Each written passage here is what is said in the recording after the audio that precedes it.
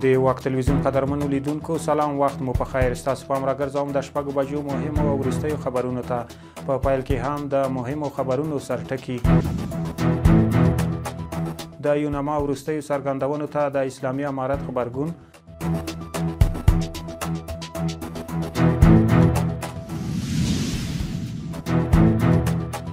په افغان ماشومانو کې د خوارځواکۍ زیاتېدنه.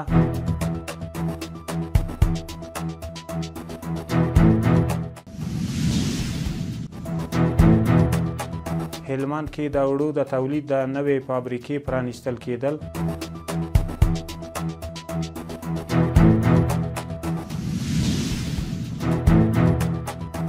او په افغانستان کې د ډبرو سکرو او نفتو د استخراج په برخه کې د ایران لیوالتیا. اوس هم بشپړ خبرونه. بهرنیو چارو وزارت په یوه اعلامیه کې د یوناما هغې نیوکې ته غبرګون ښودلی چې د قصاص اړوند یې کړی دی او د حکم یې د ژوند د حق مخالف عمل بللی دی. بهرنیو چارو وزارت افغانستان کې د ملګرو ملتونو د استازولۍ دفتر یا یوناما ته وریاده کړې ده چې پر شرعي احکامو د نیوکې جسارت نامسؤلانه د یوناما د ماموریت خلاف او د زغم وړ نه دی. اعلامیې زیاته کړې چې قصاص د دریو محاکمو له هر اړخیزې څېړنې وروسته نهایي کیږي او مجرم ته هم د دفاع حق ورکول کیږي. د سرپرست حکومت ویان ذبیح الله مجاهد وایي په کابل کې د افغانستان او پاکستان ترمنځ د همغږۍ د ګډې کمیټې غونډه جوړیږي. مجاهد زیاتوي د پاکستانی پلاوي مشري به د یاد هیواد ځانګړی استازی محمد صادق خان او د افغانستان لوري مشري به د دفاع وزارت مرستیال ښاغلی ملا عبدالقیوم ذاکر کوي. د نوموړي په وینا یاده غونډه کې د ډیورین فرضي کرښې په اوږدو کې د احتمالي منازعاتو د هواري او د دواړو لوریو ولسونو ته د اسانتیاوو په رامنځته کېدو خبرې کیږي. د سرپرست حکومت ویان ذبیح الله مجاهد په یوې تازه مرکه کې ویلي چې په افغانستان کې له امریکایي پوځیانو پاتې شوې ټولې وسلې خوندي دي او د دولت د وسلو په ډیپوګانو کې ساتل کیږي. نوموړي ټینګار کړی چې هیڅ وسله قاچاق شوې نه ده او ټول پوځي تجهیزات د سرپرست حکومت تر کنټرول لاندې دي. هغه په خپلو خبرو کې دا هم ویلي چې د افغانستان له خاورې به د هیڅ هیواد پر ضد کار وانخیستل شي. د خوړو نړیوال پروګرام وایي اوس مهال تر بل هر وخت زیات افغان ماشومان د خوارځواکۍ له ګواښ سره مخ دي چې دا وضعیت پر بیړني حالت بدل شوی او د مخنیوي لپاره یې ملاتړ ته اړتیا لري. دغه بنسټ زیاته کړې چې شاوخوا 3.5 میلیونه افغان ماشومان له خوارځواکۍ سره مخ دي. د افغانستان لپاره د روغتیا نړیوال سازمان استازي خبرداری ورکړی چې د امریکا د مرستو د پرې کېدو له امله به تر 10 سلنې زیات افغانان د روان زیږدیز کال تر پایه له روغتیایي خدمتونو بې برخې شي. د روغتیا نړیوال سازمان استازي فرانسوي خبري اژانس ته په یوه مرکه کې ویلي افغانستان چې شاوخوا 45 میلیونه وګړي لري او له اوږدې مودې راهیسې بشري مرستو ته اړ دی، د نړۍ دویم لوی بشري ناورین تجربه کوي. فرانسوي خبري اژانس په خپل راپور کې د روغتیا نړیوال سازمان د شمیرو له مخې ویلي د امریکا د مرستو له پرې کېدو وروسته نږدې 3 میلیونه افغانان له 364 زیاتو روغتیایي مرکزونو د تړل کېدو له امله له روغتیایي خدمتونو بې برخې شوي او د 2015 زیږدیز کال د 3مې روبې پورې د 220 نورو مرکزونو د تړلو ګواښ هم شتون لري. دغه راپور د مور او ماشوم مړینې ته هم اشاره کړې ده. د افغانستان پخواني ولسمشر حامد کرزي په کابل کې د ناروې له سفیر سره کتلي. د حامد کرزي له دفتر څخه په خپره شوې خبرپاڼه کې راغلي چې په دې کتنه کې پخواني ولسمشر د افغانستان له خلکو سره د ناروې له مرستو ستاینه وکړه او د دواړو هیوادونو ترمنځ د اړیکو د پیاوړتیا او پراخولو غوښتنه وکړه. د افغانستان لپاره د امریکا پخواني ځانګړي استازي زلمي خلیلزاد پر ایکس لیکلي افغانستان ته د پاکستان له لوري د داعش ډلو د تیرېدلو احتمال په اړه اندېښنې رامنځته شوي دي. ښاغلي خلیلزاد په دې اړه لیکلي هغو کسانو چې معلومات یې درلودل ماته یې وویل دوی د دې په اړه اندېښمن دي چې د پاکستان حکومت د افغان کډوالو د ایستلو په بهیر کې داعش ډلې غړي افغانستان ته لیږدوي. دا اندېښنه په داسې حال کې څرګندېږي چې د پاکستان له لوري د افغان کډوالو نوی فصل او رایستل په اپریل میاشت کې پیل شوي دي. د غزني ولایت د کلیو بیا رغونې او پراختیا ریاست مسؤلین وایي چې د دغه ولایت په ناوې ولسوالۍ کې د 15 میلیونه افغانیو په لګښت د 11 بېلابېلو پروژو چارې پیل شوي دي. د یاد ولایت د کلیو بیا رغونې او پراختیا رئیس محمد قاسم امینی ویلي چې دغه پروژې د یونپس موسسې په لګښت د 15 میلیونو افغانیو په لګښت پلي کیږي.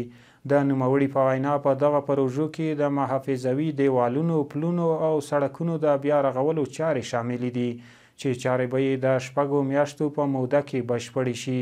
د هلمند ولایتي مسؤلین وایي چې د لښکرګاه ښار په یوه خصوصي صنعتي پارک کې د 21 میلیون افغانیو په ارزښت یوه نوې او د عصري او تجهیزاتو لرونکې د اوړو فابریکه پرانیستل شوې چې رغنیزې چارې د 6 میاشتو په موده کې بشپړې شوې دي. د اوړو د دغه فابریکې مسؤل خالقداد شاهي وایي د دغه فابریکې له جوړېدلو یې موخه د وارداتو کمول، د کورنیو تولیداتو پراخوالی او د کاري فرصتونو برابرول دي. نوموړی زیاتوي چې دغه کارخونه 24 ساعتونو کې 130 ټنه تولید لري. د صنعت او سوداګرۍ وزارت وایي چې ټاکل شوی په نږدې راتلونکي کې د دغه وزارت د سرپرست وزیر نورالدین عزیزي په مشرۍ یو پلاوی پاکستان ته سفر وکړي. د یاد وزارت په وینا دغه پلاوی به د دې سفر په ترڅ کې د افغان سوداګرو د سوداګریزو ترانزیتي او ترانسپورتي ستونزو د حل په اړه له پاکستاني چارواکو سره خبرې اترې وکړي. د صنعت او سوداګرۍ سرپرست وزیر پرون خصوصي سکتور له غړو سره د یوې ناستې په ترڅ کې هغه ستونزې هم اورېدلې چې افغان سوداګر له پاکستان سره د سوداګرۍ، ترانزیت او ترانسپورت په برخه کې لري. د کډوالو نړیوال سازمان په یوه اعلامیه کې ویلي تر اوسه یې افغانستان ته تر 1 میلیون زیات راستنېدونکو سره مرسته کړې ده. دغه سازمان د معلوماتو له مخې د 2023 له سپټمبره د 2025 تر اپریل پورې له پاکستان او ایران د 2.4 میلیون افغان کډوال افغانستان ته راستانه شوي دي چې 54 سلنه یې په جبري ډول راستانه شوي او د کډوالۍ نړیوال سازمان 1,03,563 کسانو ته د بشري مرستو د رسولو چمتووالی نیولی دی.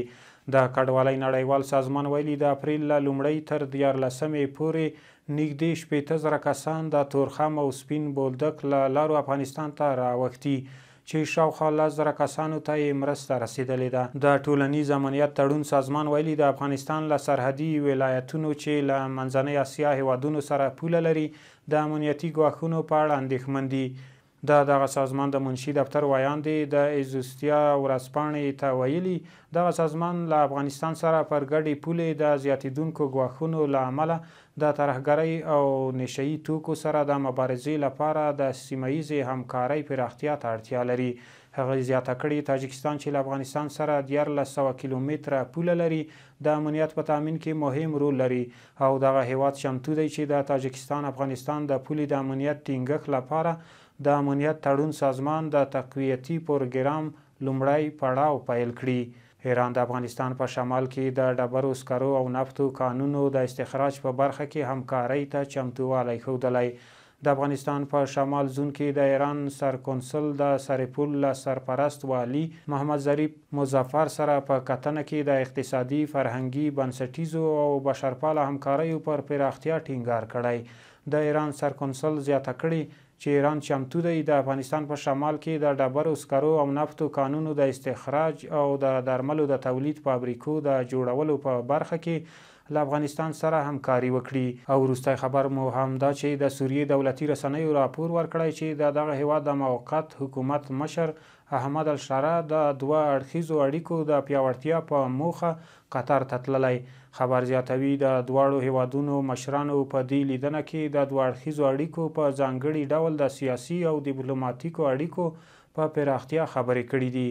د سوریې موقت حکومت د بهرنیو چارو وزیر اسعد حسن الشیباني هم په خپله ایکس پاڼه لیکلي چې هغه په دغه سفر کې له احمد الشاره سره یو ځای دی. قدرمنو لیدونکو دا و د 6 بجو مهم او وروستي خبرونه. تر بیا مالامال شکې چارې.